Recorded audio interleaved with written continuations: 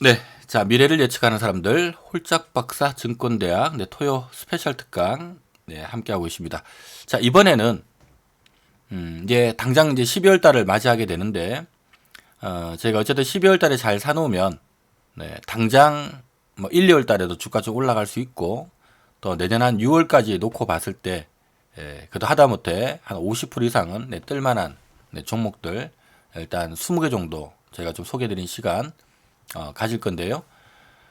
저희가 오늘은 한 종목 한 종목씩 간단하게 회사 개요나 앞으로 돈 한 이만큼 벌어서 얼마 정도 지금 보고 있다. 그래서 안 가지고 계신 분들 이렇게 좀 하면 좋을 것 같다라는 얘기를 좀 간략하게 오늘은 핵심 사항들 위주로 좀 드릴 거고요. 요 20개 종목에 대해서는 월요일 날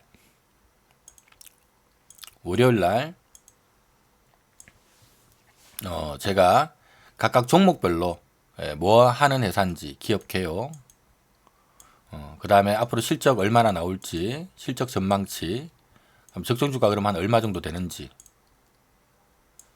그래서 좀 투자할 만한 모멘텀, 뭐 주가 끌어올릴 만한 뭐 내용들 이런 것들 딱 정리를 해서 총 20개 종목 해서요. 요거를 저희 게시판에도 올려드리고 와우 밴드로 발송을 해드릴 거예요. 하니까 오늘 뭐 내용은 간단하게 종목 메모만 하시고 너무 상세한 부분까지 다 적으려고 하다 보면 힘드시니까 간단하게 종목 메모만 하시고 또 뭐 지금 접근 가능한지 이런 부분들만 좀 체킹하시고요. 그다음 월요일 날 각각 종목별로 상세한 내용들은 다시 한번 제가 정리를 해서 발송을 해드릴 테니까 그 점 참조를 하시고요. 참조적으로 어디에 올려드릴 거냐 하면 자 우리 와우넷 사이트에 보면 이제 홀짝박사방 찾아오는 방법은 파트너스 클릭하고 쭉 내려서 우리 전문가들 이름 나오는데요. 여기 홀짝박사 클릭하시면 되고요. 네. 자, 와우 밴드로도 올려드릴 건데 여기 주도주 매매 일치 코너 있죠. 여기에 여기다가 제가 올려드릴 거예요. 여기 주도주 매매 일치 여기다가 올려드릴 테니까 거기서 확인도 가능하고 또 와우 밴드를 통해서 확인도 가능하다라는 얘기 다시 한번 드립니다. 자 그리고 종목 접근하는 데 있어서 여러분들이 좀 참조할 부분은요. 제가 시황 얘기 계속적으로 말씀드렸습니다만은 코스피는 지금 12월 초에는 조금 조정이 나올 거예요. 최근에도 11월 달에 시장이 조금 이렇게 미중 무역 합의 기대감이 오르긴 올랐습니다만은 막상 뚜껑 열어보면은 기대만큼 결과물이 나오지는 않을 거다. 그래서 아마 11월 달에 초반엔 기대감이 올랐지만 후반에는 뭐 또 약간 경계감 이런 것 때문에 좀 밀릴 거다라는 말씀 드렸는데요. 요게 12월 초에는 코스피 수급 여건상 한 번 더 흔들릴 가능성이 있습니다. 그래서 올라오더라도 한 번 더 흔들렸다가 그리고 이제 다시 이렇게 좀 올라올 가능성이 높으니까 가격전 종목을 접근한다면 좀 분할 매수 관점으로 접근하는 게 좋다라는 얘기 드리고요. 특히 코스닥 시장 같은 경우는 제가 항상 11월에서 12월 넘어가는 과정이 좀 빠진다 그랬습니다. 코스닥은 계절적으로 11월에서 12월 넘어가는 과정 보통 12월 한 1, 2주차까지는 좀 흔들려요. 하다 보니까 이게 한번 내려왔다가 올라갈 겁니다. 가더라도. 그러니까 이런 걸 염두를 하고 오늘 말씀드린 종목들은 아직 시장이 한 번 더 흔들릴 수가 있기 때문에 조금 분할로 잡는다. 한 번에 잡았다가는 좀 아까울 수가 있으니까 물론 이제 지금 가격 대비 어쨌든 올라갈 거니까 지금 다 잡아도 되지만 한번 흔들었다 갈 가능성이 높으니까 그런 걸 좀 염두를 하자 하는 얘기를 드리고요. 자 관련된 종목 중에서는 일단 기본적으로 IT는 봐줘야 되겠죠. 항상 말씀드린 것처럼 어쨌든 2019년에서 2020년 넘어가는 과정에서 제일 중요한 이벤트는 미중 무역 분쟁이 내년에 좀 완화되는 이벤트고요. 자, 미중 무역 분쟁이 완화되면 미중 무역 분쟁 때문에 가장 힘들었던 산업이 실적 턴어라운드가 나올 수가 있습니다. 그러니까 미중 무역 분쟁 때문에 가장 힘들었던 산업이 IT예요. 그래서 IT가 힘들었던 이유는 지금 전 세계 인구가 76억인데 이 중에 거의 15억이 중국에 들어앉아 있습니다. 자, 인구수로 따지면 중국이 절반은 안 되죠. 하지만 중요한 것은요, 지금 중국인들 이 소비여력이 전 세계 기준으로 봤을 때 IT 소비여력이 거의 한 40%를 차지해요. 그러니까 전 세계 IT 수요의 40%는 중국이 합니다. 즉 무슨 얘기냐면 필리핀도 한 1억 가까이 되지만 또는 베트남도 한 1억 가까이 되지만 그쪽은 한국 돈으로 한 달 월급이 뭐 30만 원, 40만 원 수준인 거고 심지어는 인도도 인구가 10억 가까이 되지만 한국 돈으로 따지면 한 달 월급이 뭐 2, 30만 원밖에 안 되는 지역이죠. 근데 중국은 인구가 15억이나 되는데 보통 한 달 월급이 한 돈 100만 원 정도는 되기 때문에 이 소비여력이 있는 거예요. 그래서 우리가 전 세계 IT 소비의 40%를 중국이 합니다. 근데 미중 간의 무역 분쟁이 막 터지다 보니까 중국인들의 IT 소비가 올해 많이 줄었고요. 또 아무도 전 세계 IT 수요 40%를 하는 중국이 소비가 둔화돼 버리니까 어떤 IT 설비 투자하기로 했던 기업들이나 이런 쪽들도 설비 투자를 지연시키거나 연기하거나 취소해 버리거나 이런 경우들이 많이 올해 진행됐기 때문에 올 한 해 IT가 참 힘든 시기를 맞이했는데 어쨌든 내년도에 미중 무역 분쟁이 좀 완화되는 그림으로 갈 거니까 이러면 중국인들의 IT 소비가 다시 살아날 수 있다는 얘기고 그럼 IT 투자가 지연됐던 부분들이 다시 살아날 거기 때문에 IT 기업들이 올해보다 내년 또 내년 대비 내후년 실적 좋아질 가능성이 있다는 겁니다. 그래서 일단 주가가 올라가려면 성장을 해야 된다는 얘기 드리고 있죠. 그래서 올해 대비 향후 2, 3년 성장 가능한 쪽, 요게 일단 IT 쪽이다. 그 중에 한 50% 이상은 충분히 뭐 나올 만한 종목들, 특히 12월 달에 시장 흔들릴 때 좀 잘 잡아 놓으면 연초에 좀 바짝 뜨고 내년 뭐 한 6월까지 보면 추가적으로 올라서 그다음 50% 정도는 띄울 만한 종목으로 본다면 첫 번째는 FST라는 회사고요. 그래서 이 회사 같은 경우는 올해 연초 이후로 주가가 초반에는 좀 많이 올랐었는데요. 그 이후로 지금 지루하게 박스권에 빠져 있는 상태입니다. 최근 일단 주가가 연초에 올랐던 이유는 뭐냐 하면 앞으로 실적 좋아질 것 같다 해서 올랐고요.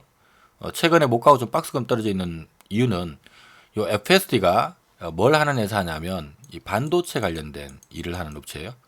반도체 핵심 필수 소비재인 펠리컬이라고 하는 걸 하는 기업이고요. 동시에 반도체 공장 질 때 필요한 온도 조절 장비, 칠러 장비하는 기업인데 올 한 해 반도체가 삼성전자가 작년 이익 반토막이고 SK하이닉스 이익 많이 준 거 감안하면 올 한 해는 반도체 경기가 안 좋았죠. 하다 보니까 이쪽 부분이 기대만큼 좀 안 나오는 분위기고 그다음 또 하나는 요 회사 자회사 중에 이솔이라고 하는 기업이 있고 또 오로스 테크놀로지라고 하는 기업이 있는데 요 기업들이 EUV 검사 장비나 개척 장비 이런 거 하는 기업입니다. EUV 쪽 관련된 기업이에요. 자, EUV 장비라고 하는 것은 말 그대로 비메모리 반도체를 생산할 때 필요한 장비들인데 이 삼성전자가 메모리 반도체 돈을 많이 벌어서 지금 비메모리 쪽 투자를 향후 10년간 100조 원 이상 투자를 하겠다라고 발표를 했고 사실 그 기대감 때문에 연초에 좀 제법 올랐었는데 근데 최근에 한국과 일본 간의 여러 가지 갈등 이런 것들 때문에 일본이 한국의 핵심 소재를 규제를 때리고 있는데 그 소재의 상당 부분은 EUV 쪽 관련된 소재입니다. 하다 보니까 이쪽에 어떤 불투명성이 생겨서 떨어지기에는 싸니까 안 빠지는데 올라가기에는 지금 아직 확인할 때까지는 한일 간의 마찰이 좀 완화될 때까지는 지켜보자라는 입장인 것 같아요. 근데 저는 이게 기회라고 보는 이유가 이 회사가 지난해 연간 순이익이 169억이었고요. 올해 같은 경우는 이제 이런 여건 때문에 실적이 안 좋은데 지금 1분기에 54억 했고 2분기에 46억 했고요. 3분기에 46억 했어요. 이미 1, 2, 3분기를 딱 대보면 146억 한 거죠. 그러니까 4분기 더하면 올해는 뭐 제가 봐서는 한 180억 정도 또는 한 190억 정도 이게 나올 것 같아요. 자, 근데 중요한 거는 미중 간의 무역 마찰이 완화되면 내년도에 이 펠리컬 쪽 다시 회복할 거고요. 삼성전자 설비 투자 다시 들어가면 칠러 장비 쪽 발주 들어올 가능성이 있고 그 다음에 EUV 쪽 한일 간의 마찰 좀 완화되면 결국 관련된 검사 장비나 개척 장비나 이런 것들이 내년에 신규 매출원으로 붙을 거기 때문에 제가 봤을 때는 향후 2년간 연간 순이익이 기본 200억 원 나올 수 있는 기업이고 플러스 알파가 경우에 따라 세게 붙을 가능성도 있는, 그래서 합쳐서 보니까 막 3, 400 터질 가능성도 없지 않는 이런 기업입니다. 이름 우리가 봤을 때 기본 200억 원 나올 만한 기업이고 플러스 알파의 가능성이 있기 때문에 이런 기업들은 최소 2천억 정도는 넘겨줘야 되고요. 실제로 2천억 이상도 충분히 올라갈 수 있는 그런 기업이에요. 근데 지금 얼마냐? 1277억입니다. 그래서 이거는 뭐 더블이 아니라 사실은 50%가 아니라 더블도 충분히 가능한 그런 기업이다라는 측면에서 이번 위기를 기회로 보면 좋겠다라는 관점이고요. 자, 두 번째는 칩스앤미디어라는 기업인데요. 자, 이거는 시가총액이 좀 작습니다. 638억 정도. 시가총액은 크진 않아요. 자, 하지만 우리가 주식을 할 때 중요한 거는 덩치 큰 기업은 수익률이 한계가 있죠. 삼성전자 같은 거. 삼성전자가 지금 가격에서 뭐 50%, 100% 가려면 돈을 어마어마하게 많이 벌어야 되는데 우리가 일반적으로 이미 막 한 10조씩 벌고 있는 업체가 20조 벌면 더블 가겠지만 10조 버는 회사가 10조를 더 벌어서 20조만큼 캐파 간다. 이거 쉬운 일 아니거든요. 근데 예를 들어서 뭐 1억 버는 회사가 2억 버는 거, 또 10억 벌던 회사가 20억 버는 거, 이런 거는 사실 관계사 설비 투자하는데 내가 수주만 좀 받아도 이거 가능한 일들이죠. 중소형주의 최고의 장점은 이런 거예요. 덩치 큰 뭐 회사들은, 그러니까 예를 들어서 KB금융이 올해 한 3조 버는데 KB금융이 지금 1년에 한 3조 정도 버는데 지금 KB금융의 시장 점유율이나 이런 것들 생각해보면 이게 지금 뭐 내년 내후년도에 6조 벌 일은 아무리 두들겼다 생각해도 이건 답이 안 나오는 겁니다. 안 나온다는 거죠, 이런 거는. 근데 우리가 중소형주들 같은 경우는 좀 기술력 있고 하는 기업들은 요게 이제 신규 매출 부과하다 보면 갑자기 이게 확 뜰 수가 있어요. 지금 칩셋미디어 같은 경우는 지난해 26억 벌었고요. 올해는 한 40억에서 한 45억 정도 나오는데, 요 칩셋 미디어라는 회사는 뭐냐 하면 칩 안에 들어가는 미디어 소스 코드를 하는 기업이에요. 우리가 반도체 칩 안에 들어가는 미디어 소스 코드 하는 기업인데 지금은 주요 매출이 뭐냐 하면 주로 동영상을 재생하거나 녹화하는 소스 코드를 이 회사가 만들어서 관계된 이걸 필요로 하는 업체들한테 그 소스 코드를 팔아서 거기에 대한 라이센스 값을 받고요. 그 다음에 이래서 이제 그 회사가 이 회사의 소스 코드를 담아서 칩을 팔면 칩 하나 팔 때마다 얼마씩 로얄티를 받는 기업입니다. 그러니까 이 회사는 좀 장점 중에 하나는 공장이 없겠죠.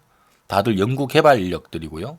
하니까 뭐 재고도 있을 수가 없고, 그러니까 비용 부담이 별로 없는 이런 기업이고, 한번 좋은 제품 개발해서 잘 팔면 라이센스 수입도 들어오고, 또 그거 이제 하나 팔릴 때마다 계속 로얄티 수입이 플러스 되는 기업이니까 비록 작은 기업이지만 굉장히 안정적인 이런 기업입니다. 그래서 지금 올해 한 40억, 45억 정도 버는데요. 그럼 중요한 거는 계속 40억, 45억 벌면 주가는 크게 못 갈 건데, 제가 봤을 때는 내년, 내후년도면 기본 한 60억 사이즈는 들어올 것 같고, 그 이후에 플러스 더 이익 날 거다라는 기대감이 붙을 만한 기업인데, 근데 요 기업 같은 경우는 요 기업의 올해 지금 예상되는 영업이익률이 거의 한 25%에서 한 27% 정도. 그러니까 마진이 굉장히 높은 기업입니다. 매출 대비 영업이익이 한 25에서 27% 나오는 기업이고요. 내년 내후년도면 이 영업이익률도 한 30% 정도 나올 것 같아요. 이러면 보통 어떤 기술력을 바탕으로 해서 실적도 안정적인 데다가 또 그러니까 재고 자산이 또 많지 않으면서 영업일도 이익률도 괜찮고, 또 칩셋 미디어가 이러한 동영상 재생 녹화하는 소스코드 하는 기업인데, 이쪽은 우리가 지금 5G 시대가 또 열리면서 이 스마트폰 사용자들이 동영상을 워낙 많이 보기 때문에 이 관련된 수요도 많고요. 또 이걸 갖다 응용해가지고 2K를 4K 재질로 바꾸는 기능이라든가, 심지어는 자율주행 하는데 자율주행 하는데 보면 앞에 차가 막 갈 때 앞에 있는 뭐 자동차, 사람, 자전거, 개 이런 것들 인지하는 기능들 있죠. 이런 기능이라든가 또는 CCTV로 뭘 찍었을 때 화질이 안 좋은데 그 화질을 좋게 복원시키는 기능이라든가 이게 다 그런 또 기술력을 갖고 있어요. 앞으로 좀 터질 때가 많다는 얘기입니다. 그래서 이런 것들을 감안하면 이건 뭐 60억이 끝은 아니고 당장 가까운 미래에 내년 내후년도만 연간 60억은 살짝 넘어가지 않을까 싶은데 앞으로 이게 플러스 알파 돼서 100억 넘길 가능성도 있고 하다 보니까 이런 기업들은 보통 이익 대비 20배씩 줍니다. 그럼 262 12하면 얼마가 되나요? 1200억이죠. 지금 주가는 얼마냐? 638억이니까 이것도 더블 가능성이 있다. 자, 세 번째 가온미디어. 자, 주식이라고 하는 것은 아무도 내다보지 않을 때 잘 좀 챙겨 놓으면 나중에 실적이 이 주가를 증빙하게 됩니다. 지금 현재 가온미디어는 기관들 로스콘 물량이 잡혀서 지금 기관들 로스콘 물량이 잡혀서 실적 좋은데도 불구하고 주가는 빠지고 있는데요. 좋은 기회가 아닐까 싶어요. 우리가 하나 참조해야 될 부분이 하나가 있습니다. 자, 지난번에 이런 말씀을 한번 드린 바가 있어요.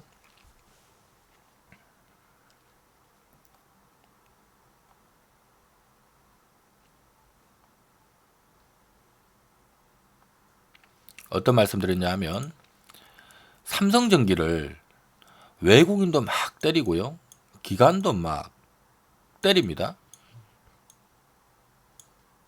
지나보니까 바닥이에요. 그렇죠. 그 다음에 삼성전기를 막 2018년 연초에 외국인들이 막 때리고 기관들도 막 때립니다. 3개월 내내 때렸어요. 지나보니까 바닥입니다. 자, 최근에도 삼성전기를 기관들이 막 때리고 외국인들이 막 때린다. 이거 또 지나본 바닥일 거다. 이렇게 말씀드리면서 제가 추천을 했었죠. 물론 이제 차익실현을 했지만 최근에. 근데 이걸 보면서 여러분들이 뭘 느껴야 되냐 하면 무조건 외인이나 기관이 판다고 해서 그 종목 문제 있나 이렇게 생각할 필요는 없어요. 때로는 올라갈 기업이 외인 기관 매도 나오는 거 때문에 눌렀다가 결국 기회를 주는 경우도 꽤 있습니다. 너무 신경 쓸 필요 없다. 자, 가온미디어 같은 경우도 요즘 최근에 기관들 매도가 막 나오고 있기 때문에 문제 있는 거 아니냐 이럴 수 있는데요. 우리가 이 외인이나 기관들은 그렇습니다. 외국인이나 기관, 특히 외국인들 같은 경우는 갑자기 막 달러가 막 강세를 보이는 분위기면 대한민국 주식 들고 있으면 환손실이 나니까 환손실이 나다 보니까 어쩔 수 없이 주식을 막 매도를 때렸다가 나중에 환율이 안정되면 한국 주식 들고 있으면 안 올라도 수익 나니까 갑자기 때리다가 매수하기도 하고 앞서 삼성전기 봤던 것처럼 바닥에서 팔고 위에 사고 이러기도 하고 기관들 같은 경우는 내가 이 주식을 사고 싶은데 막 시장에 불안한 얘기가 많이 나오면 펀드에 한매 나와요. 펀드 한매 들어오다 보면 어쩔 수 없이 그 주식을 팔아서 돈을 줘야 되니까 주식을 매도를 할 수밖에 없고 그다음 뭐 시장이 좀 안정돼서 펀드에 돈 들어오면 그 종목을 다시 또 삽니다. 이런 경우도 많고 특히 중소형주 같은 경우는 어떤 외국인이나 기관들이 내가 어떤 종목을 좋게 보고 이렇게 포트폴리오를 짜놨어요. 뭐 50%씩 올라갈 만한 종목들을 이렇게 포트폴리오를 짜놨는데 예를 들어서 이 중에 삼성전자, SK하이닉스가 있는데 최근에 삼성전자, SK하이닉스는 잘 가는데 좀 중소형주인데 얘는 좀 예를 들어서 좀 못 가고 있어요. 예를 들면 근데 이런 시점에서 만약 펀드 한 매 나오면 펀드 매니저는 뭘 팔까요? 우리가 봤을 때는 올랐는 걸 팔 것 같죠. 그러지 않습니다. 펀드 매니저들은 이러고 있는데 만약에 펀드 한 매 나오면 이 덩치 있는 삼성전자, SK하이닉스는 안 들고 있으면 시장 수익률을 펀드가 따라가지 못합니다. 하니까 이거는 그대로 보유하고요. 눈물을 머금고 이쪽을 정리를 하는 거예요. 한매하는 겁니다. 이걸 팔아서 현금 확보를 하는 거예요. 어쩔 수 없습니다. 또 심지어는 어떤 경우도 있냐 하면 삼성전자, SK하이닉스가 막 달리는데 그걸 내가 보니까 좀 더 사야 되겠어. 근데 그 종목을 살려고 보니까 돈이 없어. 그럼 어떻게 될까요? 근데 그걸 안 들고 있으면 시장 수익률 못 돌아가. 그럼 들고 있는 종목을 팔아서 또 이렇게 옮깁니다. 이걸 포트폴리오 리밸런싱이라고 하는 거예요. 매 분기마다 종목들 이번 분기는 어떻게 운영할까라는 계획을 세우다 보면 어떤 이런 여건 때문에 아이고 어쩔 수 없이 이쪽을 좀 찔끔찔끔 나눠 팔면서 이쪽으로 찔끔찔끔 옮겨 타야 되겠다. 이런 전략을 취하다 보면 이렇게 막 매도가 나올 수가 있습니다. 근데 앞서 삼성전기 봤던 것처럼 결국 그럴 때가 오히려 찬스가 되는 경우가 많아요. 자, 가온미디어 같은 경우는 셋톱박스 하는 기업이고요. 셋톱박스는 사양산업이긴 합니다만은 지금 전 세계 셋톱박스 업체가 다 구조조정을 해버려서 지금 살아남은 업체들이 몇 개 없습니다. 그래서 적자 생존의 관점에서 보면 어찌 본다면 글로벌 셋톱박스 구조조정에 따른 경쟁이 예전보다 많이 완화됐기 때문에 회사가 매출도 좀 늘어날 수 있는 분위기고요. 사양산업인데도 불구하고 또 이익 마진도 아무래도 경쟁자가 적어지면 마진도 좀 좋아지겠죠. 이럴 수 있는 여건인데 이게 이제 지난해 51억 벌었던 게 올해 지금 얼마 정도 나오냐면요. 올해 1분기에 44억 벌었고요. 2분기에 80억 벌었고 3분기 때 31억 벌었습니다. 이미 1, 2, 3분기 때를 합쳐놓으면 대충 150억, 한 155억 정도 벌어놨죠. 4분기과 합치면 올해 연간으로 보면 한 180억, 190억 정도는 나올 것 같고. 근데 이제 중요한 건 내년이 중요한데, 지금 내년에 지금 시장에서는 200억 정도는 넘기지 않겠느냐. 왜냐하면 지금 반도체 가격이, 그러니까 셋톱박스 구조조정 한 효과도 있고, 구조조정에 따른 어떤 수혜를 보는 부분들도 있고, 거기다 이 회사가 인공지능 셋톱박스 신규 개발한 거, 요거 지금 대한민국 시장에서는 올해 많이 팔아놨는데, 아직 해외 시장을 적극 공략을 안 한 상태인데, 지금 약간 저가형 인공지능 셋톱박스 지금 만들어서 해외 시장 공략 이제 본격적으로 들어갑니다. 아마 이 부분도 성과가 좀 있을 것 같고요. 그다 딴 거보다 더 중요한 게 뭐냐 하면 이 회사가 최근에 개발한 상품 중에 5G 게이트웨이라고 하는 게 있는데, 자, 미국을 시작으로 해서 올해는 한국이 시작이었다면 내년도부터는 미국을 시작으로 해서 전 세계가 셋톱박스 설비 투자 막 들어가면은요, 땅덩어리가 넓은 미국 같은 이런 지역은 유선망을 깔 수가 없기 때문에 결국 중계기를 써서 집집마다 이 게이트웨이를 통해서 5G를 공급을 해야 돼요. 이러면 이 5G 게이트웨이 관련된 수요가 분명히 있을 건데, 자, 미국도 이러한 5G 설비 투자를 통신사들이 하겠죠.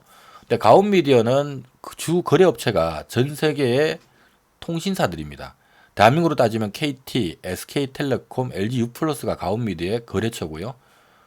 지금 해외의 유수의 통신사업자들이 가온미디어의 거래처이기 때문에 이런 것들 쪽에서 매출이 좀 터질 가능성이 높고요. 이러면 뭐 최소 200억 플러스 알파 정도가 터져주지 않겠느냐. 잘하면 300억 넘길 수도 있다. 이런 분위기라서 이러면은 이게 200억이 피크가 아니라 더 나올 수도 있는 기업이기 때문에 최소 이것도 2천억 원 가져야 되는 기업인데 지금 1100억이니까 이것도 거의 더블 가까이 나올 수 있는 기업이죠. 자, 그리고 앞서 말씀드렸던 기업 중에 이거는 뭐 더블까지는 아니지만 실리콘웍스라는 회사, 요거는 지금 1년에 말씀드린 것처럼 원래 한 500억 내외의 이익을 내는 요런 기업인데 올해는 이 실리콘웍스는 구동칩 한다 그랬죠. 구동칩이 앞서 얘기했던 것처럼 스마트폰, TV, 태블릿 PC, 모니터 뭐 이러한 모든 디스플레이를 화면 나오게끔 하는 이걸 구동시키는 칩 요걸 만드는 기업인데요. 근데 이 디스플레이의 지금 상당 부분은 디스플레이는 LCD하고 OLED가 있는데 지금 LG 쪽이 매출의 70%가 LCD 쪽이에요. 아직은. 그러니까 무슨 얘기 되나요? 최근에 LCD 쪽 구조조정하고 있죠. 전 세계 LCD 업체들이 다 구조조정하고 있습니다. 하니까 아무리 실리콘웍스 입장에서는 OLED도 많이 팔리고 OLED 패널, 그러니까 LG그룹이 OLED 패널을 많이 찍어내고 LCD 패널을 많이 찍어내면 이걸 구동시키는 구동칩을 공급하는 업체니까 그럼 좋은 건데 지금 LCD가 유지되고 있는 상태에서 OLED가 늘면 좋은 건데 지금 OLED는 막 느는 건 맞아요. 근데 LCD는 막 줄고 있죠. 구조조정하고 있기 때문에. 하다 보니까 이쪽에서 번 거 이쪽에서 까먹고 하다 보니까 올해는 한 400밖에 안 나온다는 겁니다.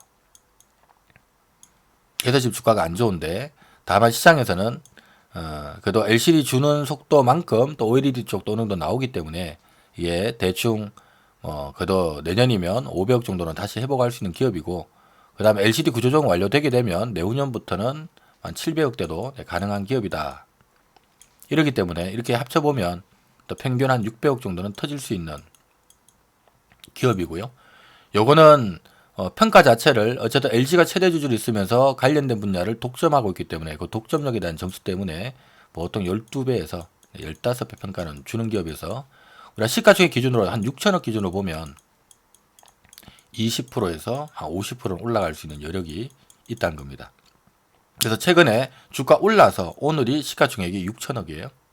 그러니까 아직도 이 자리에서는 한 20에서 50%는 나올 수 있는 그런 기업이다. 자, 그리고 테스나 라는 기업이 있는데요. 자, 요거는 비메모리 삼성 관계사고요. 비메모리. 그러니까 삼성이 메모리 반도체로 돈 벌어서 그 돈을 앞으로 10년간 파운드리 사업과 비메모리 쪽에 투자를 합니다. 그러니까 비메모리 관련된 테스터들이 필요하게 되고요. 요거를 하는 기업이 이 테스나예요. 테스나. 그래서 이게 좀 여러 가지 이 비메모리 쪽 대표적으로 보면 자율주행 관련된 반도체 또는 이미지 센서 쪽 여러 가지 쪽 해서 삼성이 쭉 계속 관련된 반도체 차량용 반도체나 이미지 센서나 또 기타 비메모리 쪽에 투자가 막 집행될 건데 이러면 이걸 테스트하는 테스터를 필요로 하기 때문에 테스나의 매출은 늘어날 수밖에 없다 이렇게 보시면 되고요. 실적으로 놓고 보게 되면 지난해 162억 벌었는데 올해 한 230억 정도 지금 나오는 것 같고요. 내년이면은 시장에서는 거의 한 350억에서 400억 정도 터질 것 같고 이 앞으로 더 많이 터질 가능성도 있다. 이런 입장이다 보니까 이 플러스 알파가 붙어 있기 때문에 보통 그러면 한 4천억은 가져야 되는 거 아니냐. 이 회사도 영업이익률이요. 지난해 영업이익률이 25%였고 올해 영업이익률도 한 24% 나오고 앞으로도 영업이익률이 한 20% 정도는 넘게 나오는 기업이기 때문에 원래는 이제 할증 거래돼야 되는 기업인데 제가 지금 할증 안 시킨 겁니다. 그냥 딱 여기 10배만 준 거예요. 그럼 지금 2,600억. 싸죠. 근데 대신에 이제 단기적으로는 최근 회사가 12 발행한 게 있어서 그것 때문에 이제 주가 조금 막혀 있는데 여기서 아마 까딱까딱 되다가 내년에 끌어올리는 이런 모습을 예상합니다. 자, 다섯 번째 종목은 테스나 였고요. 이 중에서 어떤 기업들을 제가 제일 좋아하느냐, 이 IT 쪽에서는 개인적으로 수익률 측면에서는 FST나 칩셋 미디어나 그 다음에 가온 미디어 수익률 측면에서는 요게 좀 괜찮을 것 같고 안정성 면에서는 요 테스나 하고 실리콘웍스가 이런 꾸역꾸역 좀 안정적으로 올라갈 수 있는 이런 기업이다라고 생각하시면 됩니다. 자, 두 번째 그 다음에는 중국 소비주 봐야 되죠. 앞서 얘기했던 것처럼 내년에 가장 큰 화두는 미중 무역 전쟁이 완화되는 건데 그러니까 미중 무역 분쟁 때문에 지금 피해를 보는 게 IT 말고 또 있죠. 중국 소비주입니다. 이전 여러분들 어떻게 생각하시면 되냐 하면 어쨌든 미국이 중국 때리는 게 미중 무역 분쟁이죠. 그러니까 중국인들의 소비 여력이 둔화될 수밖에 없고 중국 경제 힘드니까 그러다가 미국이 중국에다 관세를 때리기 때문에 중국은 이걸 피하기 위해서 뭘 했나요? 위안화를 끌어내렸어요. 관세가 없던 게 막 올라가는 거니까 이러면은 실제로 중국에서 물건 만들어 미국 수출해야 되는데 힘들어지죠. 근데 위안화가 떨어져 버리면 어떻게 되나요? 관세가 오르는 것만큼 위안화가 내려가면 중국은 미국으로 수출하는 가격은 변함이 없습니다. 그래서 실질적으로 올 한 해 중국의 미국 쪽 수출 보니까 거의 줄지가 않았어요. 왜냐하면 관세 올린 만큼 위안화를 낮췄기 때문에 그런 겁니다. 그러니까 이제 또 트럼프가 화가 나가지고 중국을 환율 조작국으로 지정을 또 해버렸잖아요. 이런 이슈가 붙었던 거예요. 근데 중요한 거는 이제 미중 간의 무역 분쟁이 완화되면 중국인들의 소비가 올해보다는 내년이 좀 살아날 가능성이 있을 거고, 그다음 두 번째는 뭘까요? 관세를 없애주면 위안화를 끌어올려주겠죠. 그럼 소비가 살아나는데 위안화 가치가 올라가면 소비 여력이 더 생기겠죠. 이러면 중국 소비주 쪽도 당연히 숨통이 트일 수밖에 없고, 또 대부분의 중국 소비주 관련된 기업들이 일반적으로 한일 간의 갈등에도 연계가 있는 기업들입니다. 한국과 일본이 싸워가지고 서로 교류가 안 되면 그만큼 공항을 드나드는 사람이 숫자가 줄어들 거고, 이 숫자가 줄어드는 만큼 면세점 매출이 딸릴 거고, 면세점이 가장 많이 팔린 게 화장품이니까 면세점 화장품이 양쪽 다 영향을 받는 거고요. 일본에 가서 또 콘서트하고 하는 가수들 또 영향을 받겠죠. 그래서 이것 때문에도 이것도 지금 영향을 주고 있는데, 근데 중요한 거는 주가가 지금 그걸 반영하고 있는 반면에 막상 뚜껑 열어보면 지금 어쨌든 간에 내년도 총선도 있고 그 다음 또 대선을 준비해야 되는 문재인 정부가 한일 간의 마찰을 더 격화시키기는 쉽지는 않겠죠.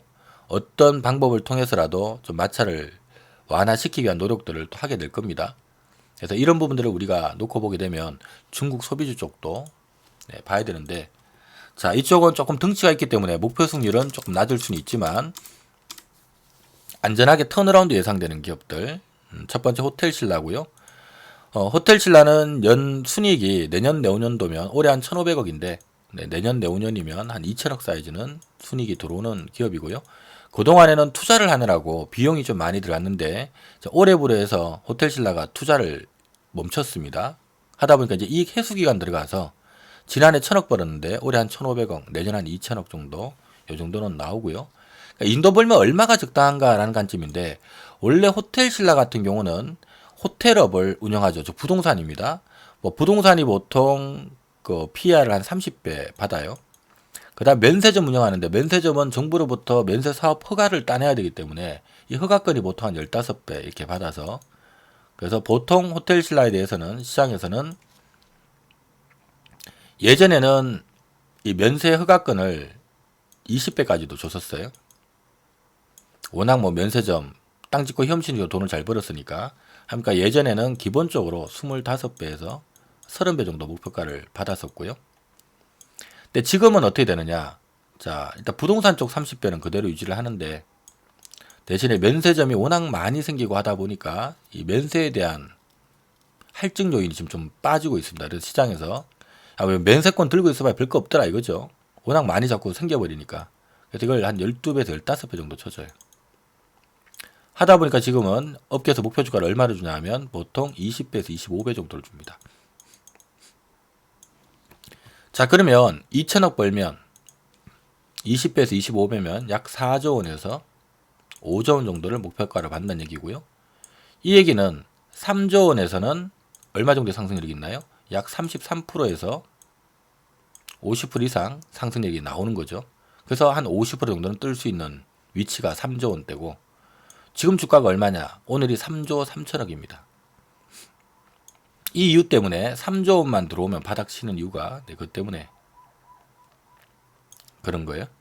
그래서 이것도 턴어라운드를 한번 기대해 볼 수 있는 대형주 중에 하나다 라는 말씀 드리고, 두 번째 화장품 업체 중에서는요, 자, 글로벌 화장품 ODM 1위 업체가 코스맥스라는 기업이 있습니다. 이 코스맥스라는 회사는 ODM 1위 업체예요. ODM이라고 하는 건 뭐냐 하면 이 회사가 화장품 원료를 만들어서 뭐 아모레퍼시픽이나 LG생활건강이나 또는 뭐 미국의 로레알이나 여러 가지 화장품 브랜드 업체들 있죠. 이 브랜드 업체에게 이 회사가 원료를 주는 거예요. 기능성 화장품 원료를 딱 만들어서 이 화장품을 싹 다 거의 다 만들어서 주면 얘네들이 그걸 갖다가 포장하고 용기에다 포장하고 광고 때리고 해서 자기네들 제품인 것처럼 해서 파는 거죠. 자, ODM 업체는 바로 이런 업체입니다. 어찌 본다면 화장품 원료 기술에 있어서 상당한 기술력을 갖고 있다는 얘기예요. 그래서 이런 업체들 같은 경우는 특히 코스맥스는 글로벌 화장품 ODM 1위니까 아무래도 지금 현재는 어떤 강점들이 있을 수 있을까요? 거의 전 세계 대부분의 회사가 이 회사 거래처입니다. 그러니까 전 세계 모든 화장품 업체들은 이 회사의 거래처라고 생각하시면 돼요. 그러니까 이 회사로부터 화장품 원료 받아서 자기네들 걸로 포장해서 광고를 때리는 이런 업체입니다. 우리가 권리금이라고 하는 게 뭐냐 하면, 권리금이라고 하는 것은 내가 저 회사를 인수했을 때, 예를 들어서 여러분들이 화장품 ODM 업체를 한번 해보고 싶은데 내가 지금 하게 되면 어떻게 되나요? 화장품 원료 만드는 기술도 있어야 되지만 전 세계 화장품 업체들을 다 내 거래처로 하나하나 만나 다 뚫어야 되죠. 근데 예를 들어서 내가 그 원료 기술을 갖고 있는데 이미 보니까 A라고 하는 회사가 전 세계 화장품 업체들하고 이미 거래한 경험이 다 있다. 이 얘기는 만들기만 하면 매출로 붙을 수가 있다는 겁니다. 자, 이 정도의 어떤 고객 기반을 갖고 있고 또 관련된 기술을 인정받고 있는 기업이라면 이거는 권리금을 받을 수 있는 요소죠. 그래서 일반적으로 이 코스맥스는 할증 거래되는 요인이 있고요. 보통 시장에서는 예전에 한 3, 40배씩 할증을 줬었습니다. 근데 지금은 이게 좀 많이 깎이긴 했지만, 왜냐하면 막상 뚜껑 열어보니까 실적이 기대만큼은 빨리 안 늘고 하다 보니까 좀 할증이 많이 줄었지만, 줄어도 뭐 20배에서 25배 정도는 받을 수 있는 요 정도 기업은 된다는 거예요. 그리고 글로벌 화장품 ODM 1위 업체인데 15배는 너무 싸 보일 수가 있습니다. 자, 그러면 요 회사가 올해는 만 280억밖에 안 나와요. 하지만 지금 공장 증설되고 돌아가고 뭐 이런 일정들을 감안하면 내년 내후년도는 한 500억 사이즈 정도는 나올 수 있는 기업이고요. 그럼 목표가가 한 1조 원에서 한 1조 2천억 정도는 들어갈 수 있는 기업이고, 앞서 했던 것처럼 15배 7,500억대에서는 강한 하방 경직을 확보하고 있다 라는 얘기가 되니까, 지금 얼마냐면 8,100억이거든요. 그러니까 7,500억이면 7만 5천원 생각하시면 돼요. 그러니까 7만 5천원 밑에서는 강한 하방 경직을 확보를 하고 있기 때문에 지금은 이제 생각밖에 실적이 빨리 안 좋아져서 막 두들겨 맞고 있지만, 이러다가 이제 실적 좋아지기 시작한다라는 얘기 나오면 또 금세 돌아설 수 있는, 그래도 뭐 하다못해 1조에서 1조 2천억은 가져와야 된다는 얘기니까 주가를 환산하면 10만원, 12만원 정도는 들어갈 수 있는 기업이라서 이런 턴어라운드를 좀 염두를 할 필요성이 있다. 그 다음에 관련해서 한국콜마도 같이 봐줘야 되고요. 한국콜마는 화장품 OEM 1위 업체입니다. 앞서 코스맥스가 화장품 ODM 1위라면 한국콜마는 OEM 1위 업체인데요. 자, OEM이라고 하는 것은 어떤 이 화장품 제조 브랜드 화장품 업체들로부터 이런 원료를 필요로 하니까 이런 걸 좀 만들어줘 하면 그걸 만들어서 갖다주는, 어떻게 보면 ODM보다는 약간 기술력은 좀 떨린다라고 보실 수가 있는데, 다만 이제 중요한 거는 그 때문에 일반적으로 우리가 OEM 업체들, ODM 업체들이 앞서 얘기했던 것처럼 ODM 업체들은 한 20배에서 25배 정도 평가를 받는다면 OEM 업체들은 보통은 이제 20배 정도 이렇게 평가를 받아요. 그럼 한국콜바는 올해 한 450억 이익 나오고요. 지금 뭐 증설하는 일정이나 이런 것들 보면 내년 내후년도만 700억 사이클은 들어갈 수 있습니다. 그럼 이건 곱하기 20배 하게 되면 1조 4천억이죠. 그럼 1조 원대에서 약 40% 상승력이 나온다는 얘기인데 오늘이 딱 1조 800억이에요.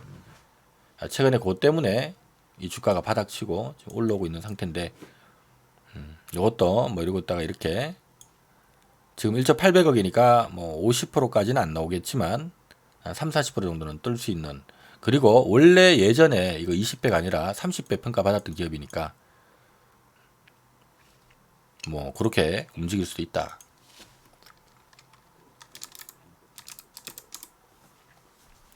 자, 그리고는 이 건강기능식품 관련된 기업 중에 콜마 B&H라고 있습니다.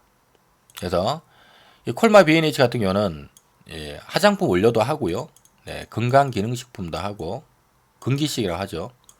건강기능식품이나 화장품, 이것도 OEM 업체예요. 콜마 B&H니까 한국 콜마 계열이고요. 근데 이쪽은 우리가 일반적으로 ODM, OEM 글로벌 1위 하는 한국 콜마나 코스맥스만큼은 할증을 주진 않지만 또 기본적으로 15배는 줍니다. 15배. 그래도 이쪽도 기술력을 상당히 필요로 하고요. 거기다가 장기적으로 이쪽은 전 세계 인구가 고령화에 접어들었기 때문에 장기적인 수요도 있고, 또 거기다가 또 뭐 한국 콜마 관계사기도 하고, 또 거기다가 이 회사는 흔히 네트워크 사업자라고 하는데 네트워크 사업자 큰 거 하나를 주요 고객사로 쥐고 있기 때문에 안정적인 매출처도 있고 기본 15배를 받아요. 지금 내년 내후년 실적 전망치가 한 700억씩 뜨기 때문에 700억 뜬다는 얘기는 요거 대비 15배니까 시가총액 7천억대에서 약 50% 정도의 상승 여력이 있는 겁니다. 지금 오늘이 7,750억이에요. 그래서 이 회사도 7천억 이하에서 강한 하방 경기를 잡는 이유가 그런 논리다 라고 생각하시면 되고요. 자, 그 다음에 엔터주 중에 SM. 자, SM이 아무래도 주요 SM의 소속 연예인들이 일본에 활동을 많이 하기 때문에 최근에 한일 갈등 때문에 좀 많이 힘든 상황들 마련되고 있습니다만은 그래도 업계에서는 올해 뭐 꼴랑 한 230억밖에 안 나오는 분위기인데 그래도 내년 내후년도면 400억 정도는 나올 것 같고 앞으로는 요거 대비 또 더 넣을 수 있을 것이다. 이런 기대치를 좀 갖고 있고요. 보통 요 엔터주들 같은 경우는 시장에서 요거를 기본 30배 줍니다. 어떻게 본다면 전 세계 70억 인구를 향해서 그래도 대한민국이나 한류를 타고 언제든지 뻗어나갈 수 있는 이런 매력이 있고요. 또 관련된 소속 가수들의 음원 값어치라든가 또 요즘 유튜브 같은 이런 것들 또 신규 매출처를 만들 수 있는 다양한 미디어들이 또 탄생하고 하면서 실적 자체가 앞으로 또 추가 성장에 대한 기대감이 크다 보니까 한 30배 주고요. 아마 1조 2천억 정도 나오죠. 지금이 딱 9천억인데 조금 아쉽게도 그러니까 여기서는 뭐 상당히 올라갈 수 있는 여력이 있었던 거고 좀 제법 많이 올라서 상승폭은 지금 위치에서는 좀 작습니다만은 어쨌든 이런 게 여기서 좀 조정 나온다면 찬스가 될 수 있다. 특히 35,000원대 강한 하방 경직을 확보하고 있다는 점 참조하시면 될 것 같고요. 자, 다음은 보일러 업체 중에 경동나비엔. 자, 경동나비엔은 중국 소비주라고 보기는 좀 힘듭니다만은 요거는 이제 이벤트가 지금 중국이 석탄 보일러를 쓰고 있는데 워낙 이제 오염이 심하죠. 중국 뭐 방문해 보신 분 아시겠지만 중국은 수도권에 가면 앞에 사람이 안 보일 정도로 매연이 심합니다. 그게 뭐 자동차 매연가스도 있지만 사실은 대부분 석탄 보일러를 석탄을 떼면서 연탄 떼고 있기 때문에 그런 건데요. 근데 지금 어쨌든 중국도 저거 살려고 이걸 저 가스 보일러로 바꾸려고 지금 진행을 하고 있고요. 이걸 진행하는 과정 속에서 또 미국에서 LNG 수입도 많이 해오고 막 이랬었는데 올해 4월달이었죠. 미중 간의 무역 전쟁 빵 터져버리니까 중국에서 미국이 막 중국에다 관세 때리니까 중국에서는 미국산 LNG 수입을 전면 중단해 버렸어요. 이래서 주가 쭉 빠진 겁니다. 근데 앞서 얘기했던 것처럼 이제 미중 간의 무역 전쟁이 완화되면 중국이 다시 LNG 수입을 재개할 가능성이 높겠죠. 이러면서 가스보일러 사업적으로 활발하게 진행이 될 거고요. 이러면 중국 내에 지금 가스보일러 사업자로 지금 등록된 업체가 이 경동나비엔입니다. 그래서 올해 이익은 한 300억 정도 나오는데 내년 내후년이면 평균 한 500억 나올 거고 지금 인구 15억 깔고 있는 중국이 보일러 교체를 한다. 이건 어마어마한 사업이죠. 플러스 알파에 대한 기대감도 있고 이거 대비해서 최소 15배는 줘야 되는 거 아니냐 하는 게 업계 시각이고요. 그럼 시가총액 기준으로 5천억 기준으로 해서 한 50% 정도 상승률이 있다는 얘기인데 지금 5,500억입니다. 그래서 이 밑에서 강한 하방 경직을 확보하고 있다라는 거 참조하시면 되고요. 자, 다음 바이오. 바이오는 사실 종목이 좀 더 있긴 한데 저희가 한번 흔들었다 갈 거라 보기 때문에 오늘은 좀 안정성을 갖고 있는 기업 한 3개 정도만 바이오는 한 2개 정도만 먼저 말씀드릴 건데요. 연말 되면 아마 더 불러드릴 겁니다. 자, 바이오 쪽은 어쨌든 계절적으로 항상 코스닥은 계절적으로 11월에서 12월 넘어올 때 한번 빠졌다가 연말에 조금 오르고 연초에 바짝 튀는 이런 특징이 있기 때문에 12월 달에 잘 잡아놓으면 요 기간에 깨먹을 수 있다는 얘기고요. 특히 요 연초에는 1월달 JP모건 헬스케어를 시작으로 해서 2월부터 4월까지 미국에서 여러 가지 바이오 학회들이 막 열리기 때문에 바이오 기업들이 좀 치고 붙이는 경우가 있습니다. 그래서 관련해서 기업들 많은데요. 바이오는 대신 한 번 더 흔들었다가 올라갈 수가 있기 때문에 자, 지금보다는 연말에 좀 불러들 예정이니까 참조하시고 우선은 좀 안전하게 좀 볼만한 종목 중에서는 지노믹트리 좀 눈여겨봐야 되고요. 이 지노믹트리 같은 경우는 지금 어쨌든 이거는 대장암 진단키트 하는 기업인데 이게 지금 한국에서는 지금 막 관계된 병원 수 협력 업체를 올해 연말 목표 800개에서 내년에 1,500개, 그 다음 2,500개 지금 가파르게 지금 늘리고 있는 분위기고 무엇보다 미국 내 대장암 진단키트 쪽 이거 임상 들어가서 FDA 승인을 따기 위한 움직임들이 지금 막 들어가고 있는 상태이기 때문에 이쪽도 이제 실적에 대한 기대감이 좀 있고 특히 이쪽은 임상 통과해서 승인 받아버리면 왜냐하면 미국 내에 이 대장암 진단 키트 하는 기업이 있거든요. 그 회사하고 상대 비교했을 때 뭐 업계에서는 이건 적어도 한 8천억 원 돼야 되는 거 아니냐 이렇게 지금 평가를 하고 있기 때문에 지금 4,300억이면 해볼 만한 거죠. 이런 것들이 근데 내년 1, 4분기에 좀 노출되는 미국 임상 관련된 노출되는 재료들이 많기 때문에 아마 좀 재평가 요인이 될 것 같습니다. 이런 자리에서 4천억대에서 강한 하방 경직을 확보하고 있다는 점 참조하시면 좋고요. 그 다음에 올릭스 같은 경우도 이게 RNA 플랫폼을 이용을 해서 신약 쪽 하는 기업인데 이 회사 같은 경우도 지금 상장하고 난 다음에 이러고 있다가 올해 막 코스닥 무너지면서 같이 이제 무너져 버렸는데요. 지금 코스닥 기업들이 8월 달에 저점 치고 좀 제법 이렇게 올라와 있는데 얘는 지금 못 올라가 있습니다. 그러니까 이유는 뭐냐 하면 얘가 코스닥 150에 있다가 코스닥 원래 150에 있었던 종목인데 이번에 제외돼 버렸어요.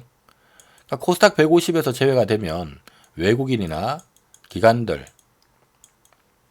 인덱스 펀드를 베팅하는 사람, 펀드 매니저나 아니면 뭐 ETF랑 연계된 뭐 물량들 이런 것들이 나와야 됩니다. 그래서 이게 언제까지 나오냐 하면 12월 만기일이죠. 선물 옵션 만기일까지 나와요. 하다 보니까 지금 이 물량이 지금 나오고 있는 겁니다.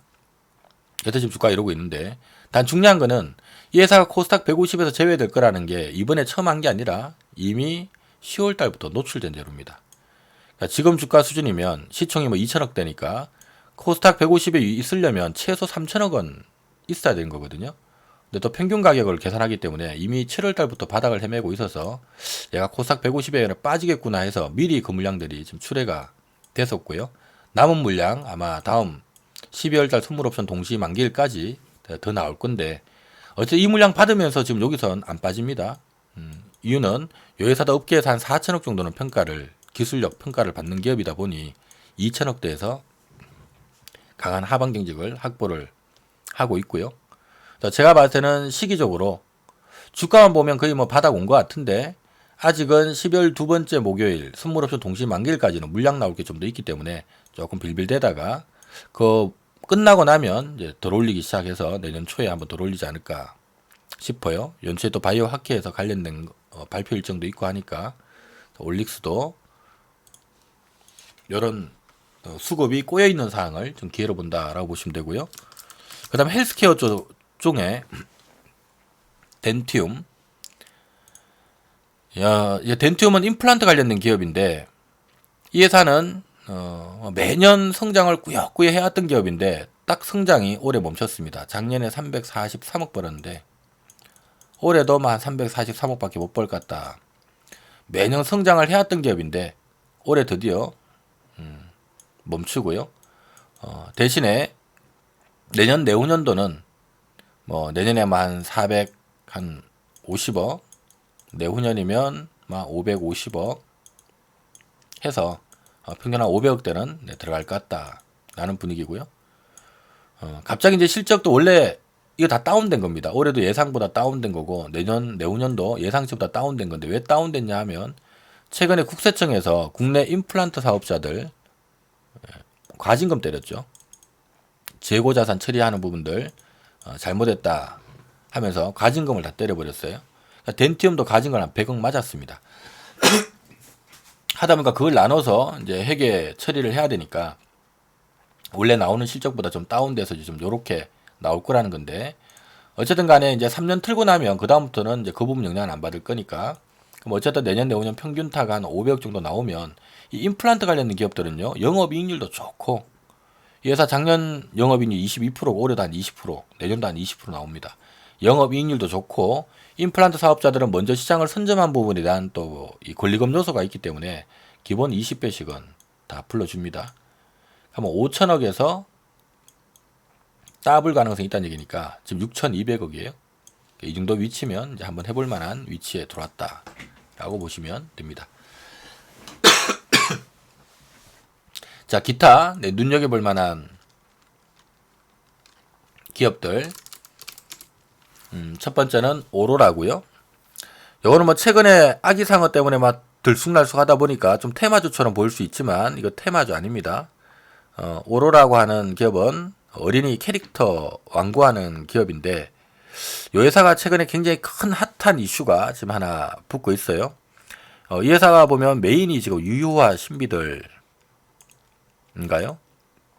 라고 하는 게 있는데, 요거 지금 3D 만화로 제작을 해서 지금 넷플릭스를 타고 전 세계에 방영들을 합니다. 이러면 이게 지금 이 회사가 올해가 한 130억 나오거든요, 이익이. 근데 지금 회사의 메인 캐릭터들이 3D 만화로 제작돼서 넷플릭스 타고 전 세계 방영이 이제 막 들어갑니다. 그 나라 말로 다 번역해서. 거기에서 어떤 수익도 들어오겠지만, 이게 또 이제 거기서 캐릭터 사업을 각 지역별로 막 확대할 수가 있겠죠. 이러면 이거는 속도가 지금 퍼지는 속도를 감안하면 뭐 제가 봤을 때 내년에 한 160억 정도 나오고요. 내후년이면 한 200억 가까이 나올 거예요. 가파른 성장에 대한 기대감들이 지금 붙어 있는 상태이기 때문에, 거기다가 또 이런 관련된 기업들은 일반적으로 조금 할증 거래도 되고, 그래서 이렇게 놓고 보면 뭐 최소 2천억 정도는 들어갈 수 있는, 가까운 미래 실적 대비해서는 조금 할증을 주고 조금 먼 미래 실적 대비해서 한 10배 정도는 줄 수 있는 기업이니까 얼추 보면 2천억 정도는 들어갈 수 있는 기업인데, 지금 얼마냐? 1,300억대, 1,388억입니다. 그래서 이것도 좀 눈여겨볼 필요성이 있고요. 그 다음에 DNC 미디어. 자, 이 회사는 웹툰 관련된 기업인데요. 지금 우리가 스마트폰으로 게임만 하는 게 아니죠. 요즘은 스마트폰으로 웹툰이나 웹소설, 특히 웹툰을 많이 봅니다. 그리고 네이버라든가 카카오라든가 전 세계 대부분 플랫폼 사업자들이 웹툰 사업을 굉장히 활발하게 지금 추진을 하고 있어요.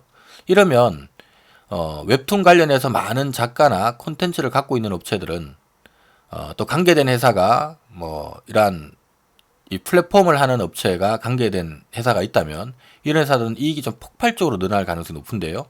이 회사가 이제 올해는 한 60억 정도 이익 내는데, 지금 이 속도면 뭐 내년 내후년이면 바로 한 100억 정도는 들어갈 수 있고요.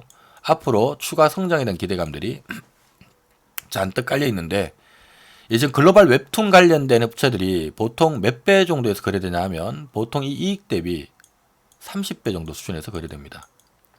그래서 이 DNC 미디어 같은 경우도 웹툰 분야에서는 대한민국에서 가장 많은 작가와 콘텐츠를 보유하고 있는 기업이고, 또 거기다가 카카오가 이 DNC 미디어의 또 2대 주주로 들어앉아 있기 때문에 카카오를 통해서 안정적으로 매출을 낼 수 있는 이런 장점이 있죠.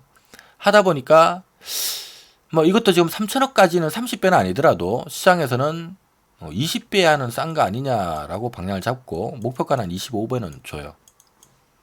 그러니까 2천억 이하에서는 싸다라는 분위기가 잡히는 거고, 2,500억까지는 본다는 겁니다.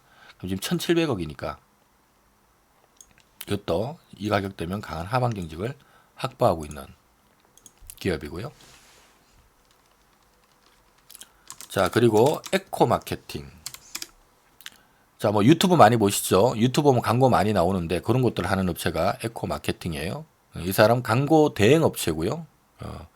그래서 뭐 지난해 150억 벌었는데 올해 지금 바로 350억 터지는 분위기고, 워낙 요즘 동영상 플랫폼 사업자들이 빠르게 유튜브만 하더라도 유튜브 보는 사람들이 지금 빠르게 늘어나고 있습니다. 그리고 보는 사람들의 유튜브의 머무는 시간도 점점점 길어지고 있고, 그러니까 이러한 관련된 광고 대행을 하는 업체들은 돈을 뭐 많이 벌 수밖에 없겠죠.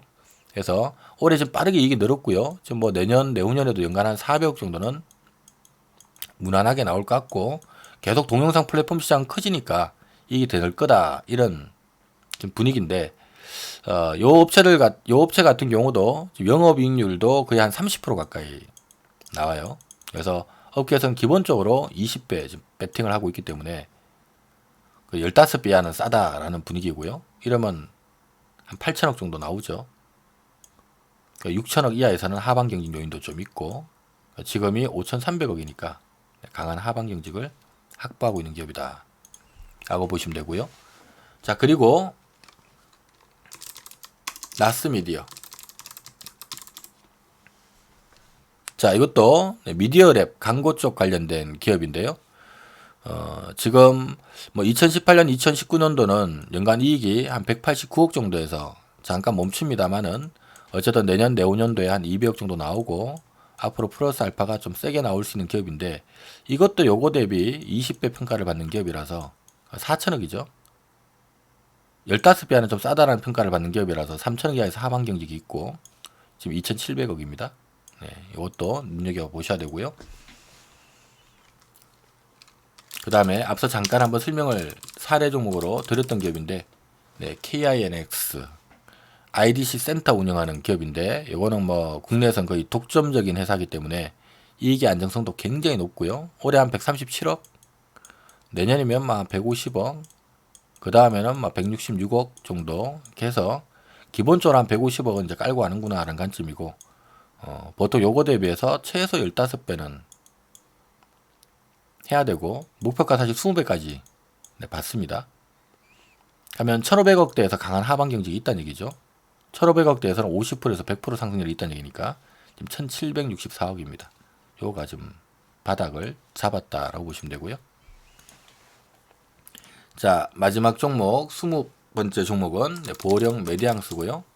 요건 한번 언급을 쭉 드렸었던 기업 같은데, 보령 메디앙스는 이건 테마주입니다. 그래서 요거는 테마주 맥락으로 얘기를 드리는 거고요.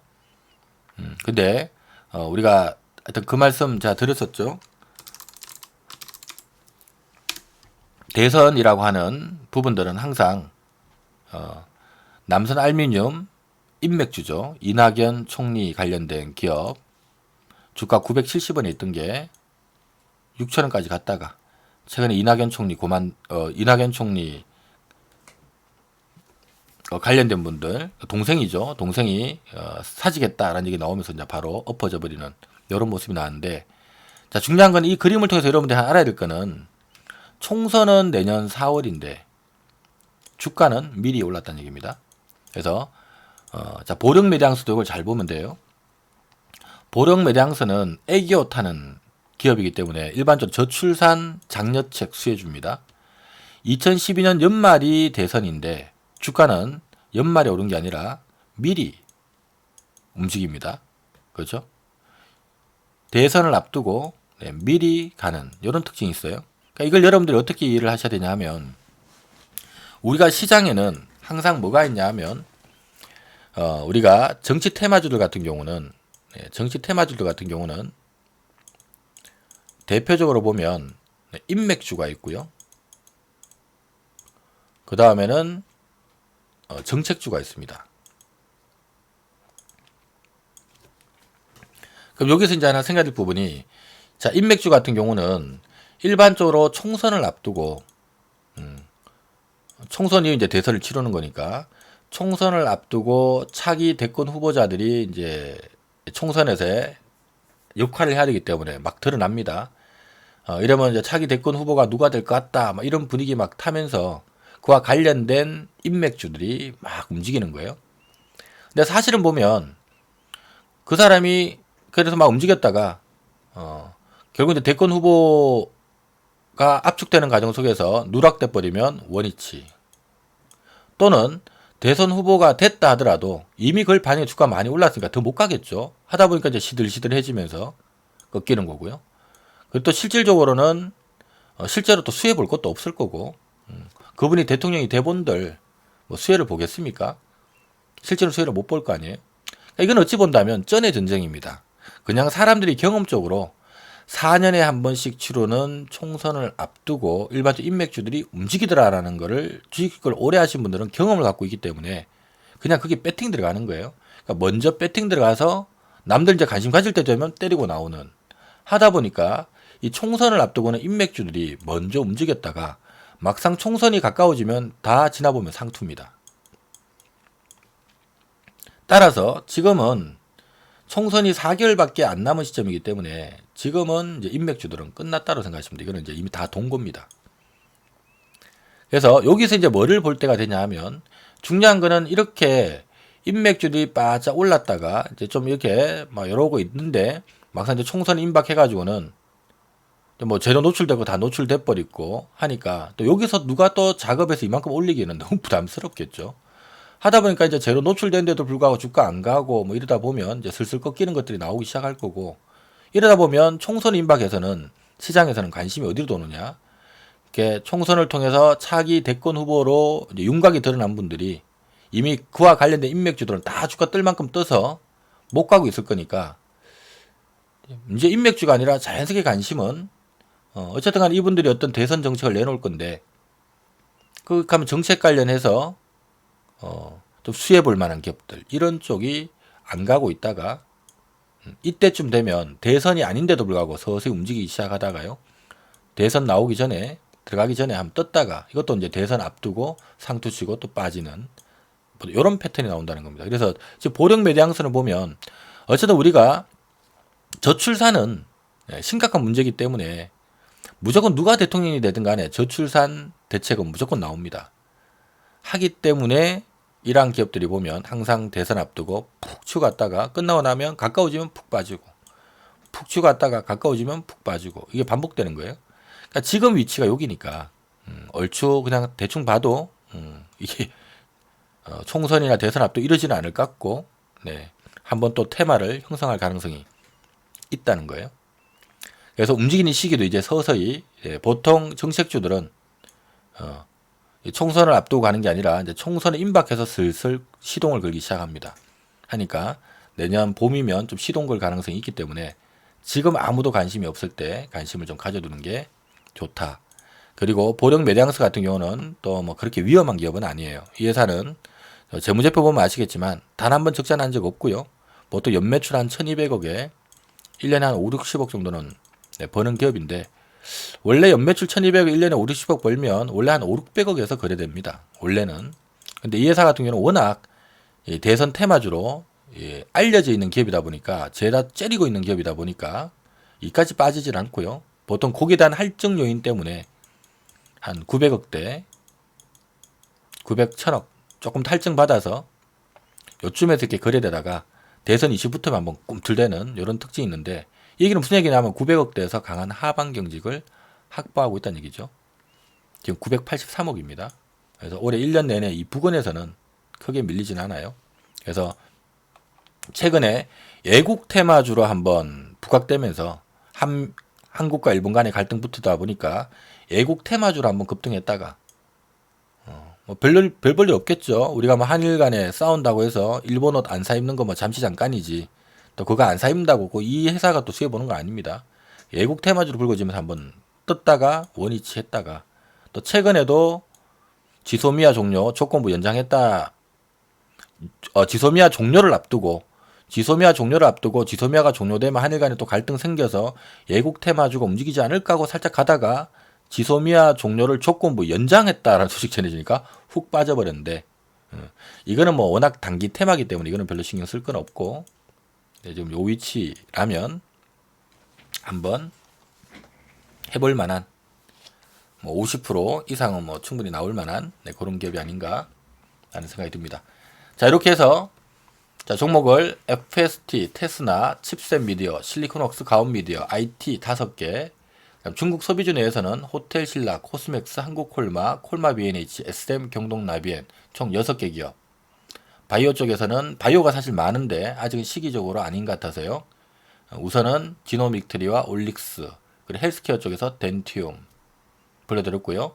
기타 나머지 파트에서 이 광고 쪽 관련돼서 나스미디어나 에코마케팅, 그 다음에 미디어 쪽에 DNC 미디어, 오로라, 그 다음에 IDC 센터 운영하는 KINX, 그 다음에 대선 테마주 내에서는 정책 수혜주인 보령 메디앙스까지 총 20개 종목 살펴봤습니다. 자, 그전 말씀드립니다만은 오늘 말씀드린 요 종목들은 지금 가격권 좀 나눠서 산다, 만 두 번 나눠 산다 생각하고 접근하기에 무리 없는 가격이다라는 거 다시 한번 말씀을 드리고요. 당장 월요일부터 좀 분할 매수한다 생각하고 들어가셔도 된다라는 얘기 드리고, 요 종목들에 대해서는 제가 월요일 날 각각 종목별 뭘 하는 회사인지, 정확하게 실적 얼마 정도 나오는지, 그 정도 나오면 몇 배 정도 거래되는지, 또 주가 끌어올 만한 모멘텀들이 구체적으로 뭐 어떤 것들인지 정리 쭉 해서 여러분들한테 와우 밴드로 발송도 해드리고, 우리 또 게시판에도 올려놓을 테니까 그 점 참조하시면 될 것 같습니다. 자, 이렇게 해서 11월 30일 홀짝 박사 토요 스페셜 특강, 오늘은 여기까지인데요. 자, 어쨌든 오늘 여러분들 공부한 이 내용보다 더욱더 중요한 거는 앞으로 12월 함께할 기간입니다. 하니까 그 점 참조하시고요. 그리고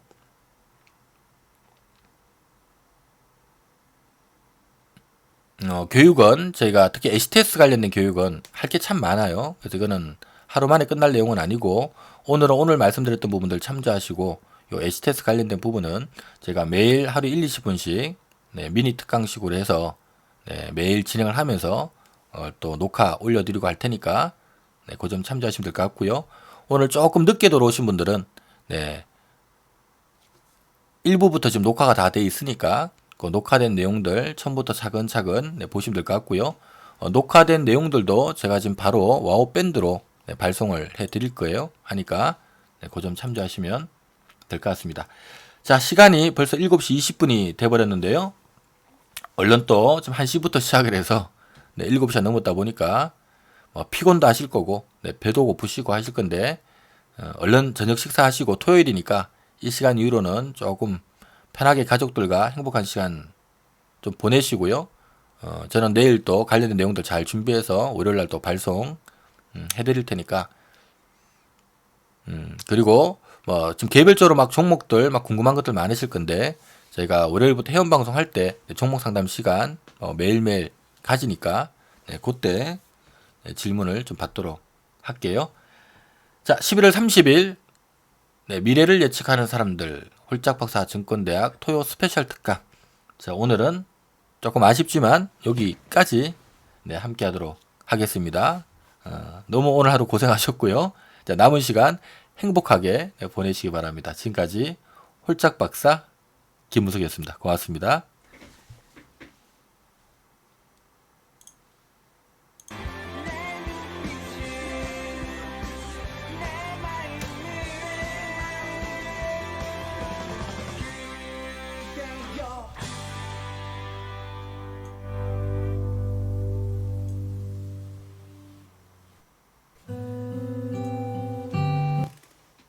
치마